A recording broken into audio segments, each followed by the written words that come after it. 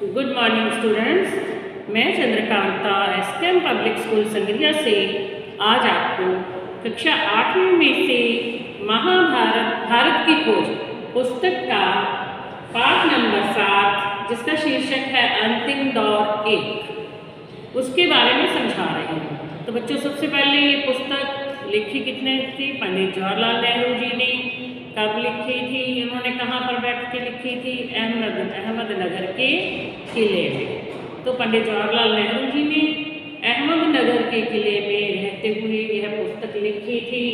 और इसका पाठ जो 7 है उसका पहला भाग राष्ट्रीयता बनाम साम्राज्यवाद, मध्य वर्ग की बेबसी और गांधी जी का आगमन, ये बहुत अच्छी तरह से मैंने आपको समझा दिया है। आपने वीडियो देखी होगी तो आपको समझ में आ गया होगा। इसका दूसरा पार्ट है गांधी जी के नेतृत्व में कांग्रेस सक्रिय। तो इसे मैंने इसका आधा भाग आपको इससे पहले की वीडियो में समझा दिया है।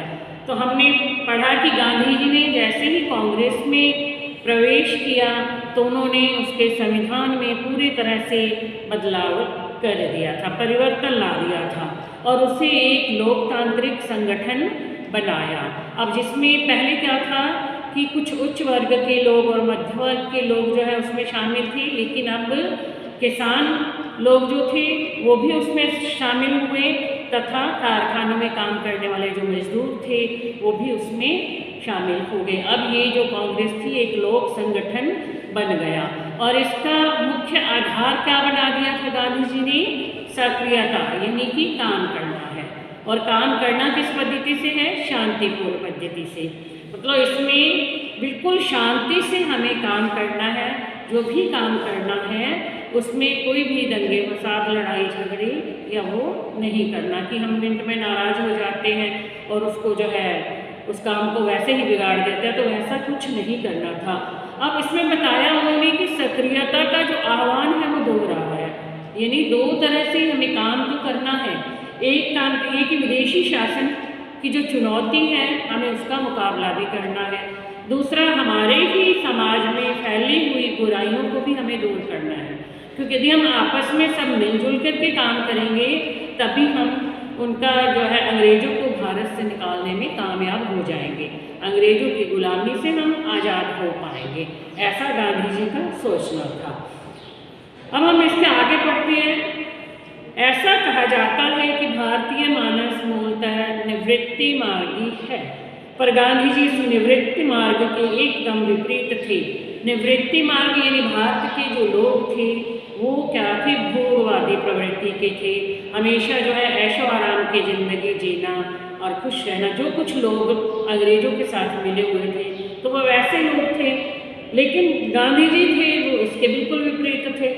भारतीय जनता की निष्क्रियता के विरुद्ध संघर्ष करने और उसे बदलने के लिए जितना काम उन्होंने किया किसी ने नहीं किया, क्योंकि जो भारतीय लोग, जो कांग्रेस में लोग थे, वो काम नहीं करना चाहते थे।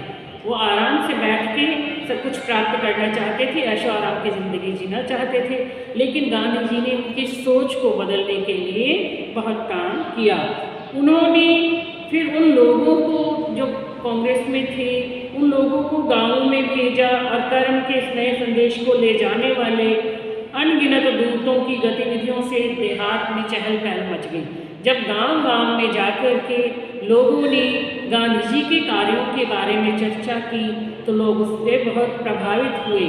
किसानों को झकझोरा गया, यानी किसानों को भी ये सब बातें बताई गई। और जब लोग गाँव में जाकर के गांधी जी के कार्यों के बारे में चर्चा कर रहे थे तब लोगों पर बहुत प्रभाव पड़ा और उन लोगों ने जाकर के गाँव में देखा कि कैसे किसान लोग कच्ची झोपड़ियों में और भूखे रह करके अपना समय व्यतीत कर रहे हैं। वो कह रहे कि हमने इन यात्राओं से भारतीय अर्थव्यवस्था के बारे में पुस्तकों और विद्वतापूर्ण भाषणों की तुलना में अधिक जाना। अब भारत की अर्थव्यवस्था के बारे में भी जानते तो थे, लेकिन वो कैसे जानते थे? या तो उन्होंने पुस्तकों में पढ़ा या फिर जो विद्वानों ने अपने भाषणों में उन्हें बताया वही था। और जब गाँवों में जाकर के उन्होंने अपनी आंखों से देखा तब उन्हें पता चला कि हमारी जो अर्थव्यवस्था है वो कमज़ोर क्यों है। अब अर्थव्यवस्था जो है उसको ऊपर उठाने में किनका योगदान होता है, यानी कि किसानों का, मजदूरों का, देश के हर नागरिक का उसमें योगदान होता है। और जब वो किसान और मजदूर जो मेन है वो तो इतनी गरीबी का जीवन जी रहे हैं, कहाँ पे कच्ची झोपड़ियों में रह रहे हैं, तो हमारी अर्थव्यवस्था कैसे ठीक हो सकती है। तो अभी तक तो उन्होंने विद्वानों से सुना था, किताबों में पढ़ा था, उसका इतना प्रभाव नहीं पड़ता जितना हम अपनी आंखों से देखते हैं और समझते हैं। तो उन्होंने गाँव में जाकर के जब ये सब देखा तो उन्हें जो है और बल मिला, उन्हें और शक्ति मिली अपने देश की अर्थव्यवस्था को सुधारने की। आर्थिक, सामाजिक और दूसरे मामलों में गांधी जी के विचार बहुत सख्त थे। अब उनके जो विचार थे ना बड़े हार्ड थे। उन्होंने इन सबको कांग्रेस पर लादने की कोशिश नहीं की कि वो जो खुद चाहते हैं, जैसा वो सोचते हैं, वो सब कुछ जो है कांग्रेस में जितने भी सदस्य हैं वो सारे वो ऐसा करें, ऐसा नहीं उन्होंने किया। उन्होंने बहुत कम विचारों को, मतलब जो उनके लिए सही थे और वैसे विचारों को उन्होंने कांग्रेस में डालने की कोशिश की थी। और वे बड़े ही सावधानी से आगे बढ़े थे, एकदम से नहीं कि वो कहें कि जो मैं कह रहा हूँ वही सच है, बाकी सब कुछ झूठ है, जैसा मैं कहता हूँ वैसा ही सभी करो, अपनी मर्जी से कोई कुछ नहीं करेगा।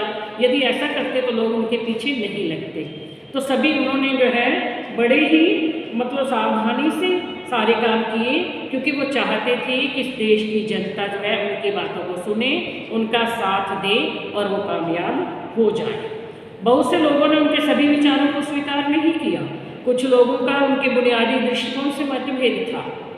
उनके विचारों का अस्पष्ट किंतु पर्याप्त प्रभाव पड़ा। मतलब काफ़ी ऐसे लोग थे जो उनके विचारों को स्वीकार नहीं करते थे, लेकिन कुछ लोगों का उनके बुनियादी दृष्टिकोण में मतभेद भी था। उनकी मतलब वो मेन किस बात पर बल देते थे? सत्य और अहिंसा पर। मतलब हमेशा सत्य का साथ दो और अहिंसा, जो भी काम करना है उसमें हिंसा नहीं आनी चाहिए, हमेशा शांतिपूर्ण तरीकों से काम करना चाहिए। हर बात की बुनियादी कसौटी यह थी कि उसमें आम जनता का भला कहाँ तक है। अब वो जो सत्य और अहिंसा के आधार पर काम कर रहे थे, उसका मेन मकसद एक ही था। मतलब उनका जो मकसद क्या था कि आम जनता की भलाई होनी चाहिए। मतलब ये नहीं है कि जनता को दुखी करके हम ऐसे काम कर रहे हैं कि हम तो भारत को आज़ाद करवाने में लगे हुए हैं और आम जनता उससे परेशान हो रही है, ऐसा नहीं चाहते थे। और दूसरे यह है कि लक्ष्य भले सही हो, लेकिन साधन हमेशा महत्वपूर्ण होते हैं और उनकी अनदेखी नहीं की जा सकती। हम कोई भी काम करते हैं, हमने अपना कोई लक्ष्य निर्धारित कर लिया है, लेकिन उस लक्ष्य तक पहुंचने का साधन क्या है वो भी सही होना चाहिए।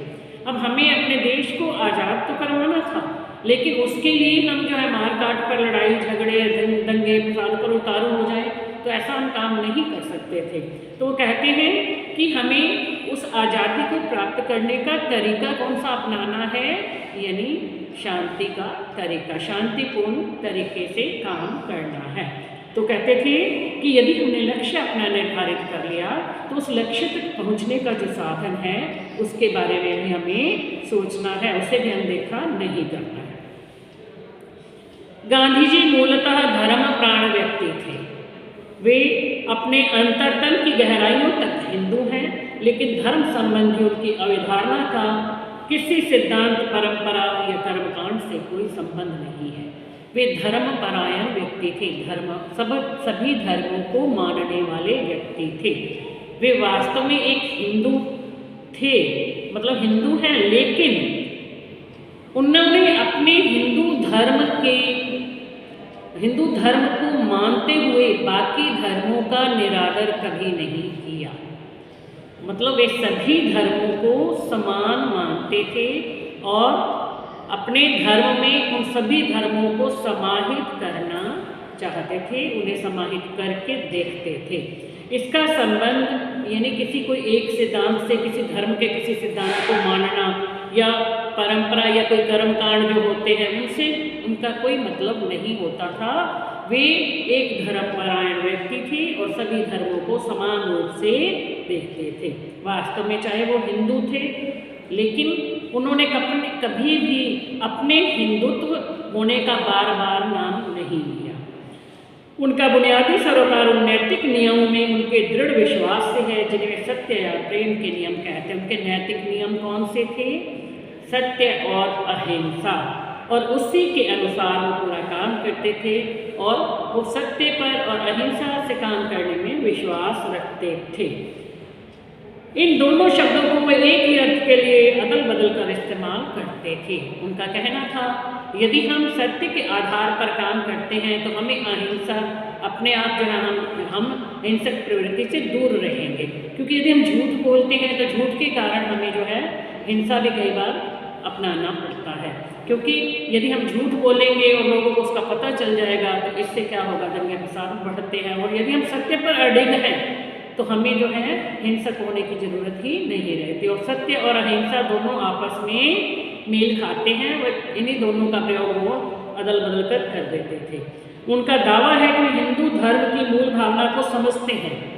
अब समझते हैं कि हिंदू धर्म में मूल क्या है। उन्होंने उस सिद्धांत और व्यवहार को नामंजूर किया जो उनके आदर्शवादी व्याख्या से मेल नहीं खाता था। मतलब वो चाहे वो किसी भी धर्म के सिद्धांत हों जो उन्हें सही नहीं लग रहा था, मतलब उनके जो आदर्शवादी उनके जो आदर्श थे सत्य और अहिंसा, यदि वो उनसे मेल नहीं खाते तो वो उसे स्वीकार नहीं करते थे, क्योंकि वे सबसे ऊपर नैतिक नियमों की सत्ता मानते थे। वो कहते थे कि सत्य और अहिंसा जो है वो सबसे ऊपर है, वह भी उस रूप में यानी जैसे उन्होंने खुद समझा था वैसे।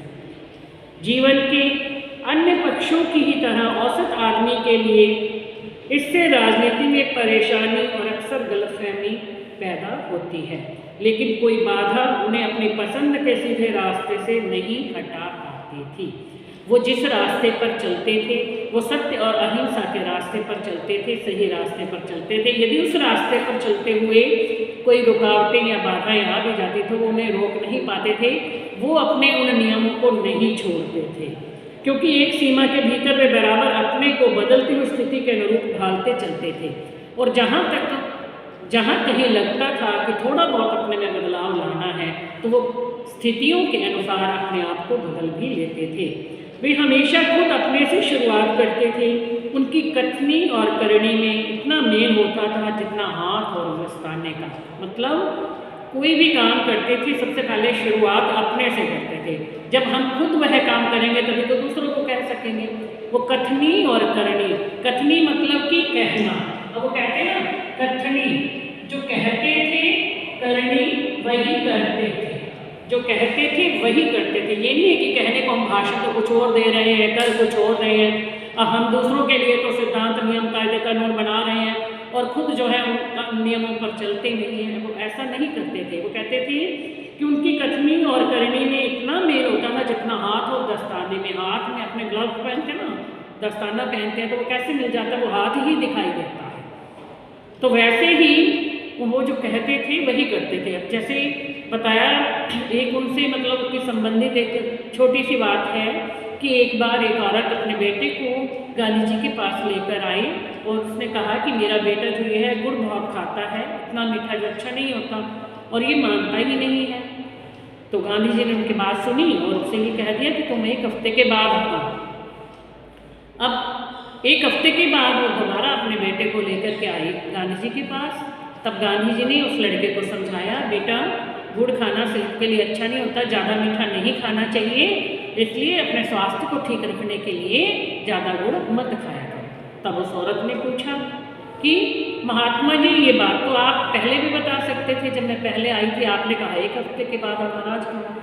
तब गांधी जी ने बताया कि एक हफ्ता पहले मैं खुद ही गुड़ खाता था और जब मैंने खुद ही नहीं छोड़ा हुआ था तो मैं इसको गुड़ खाने से मना कैसे कर सकता था।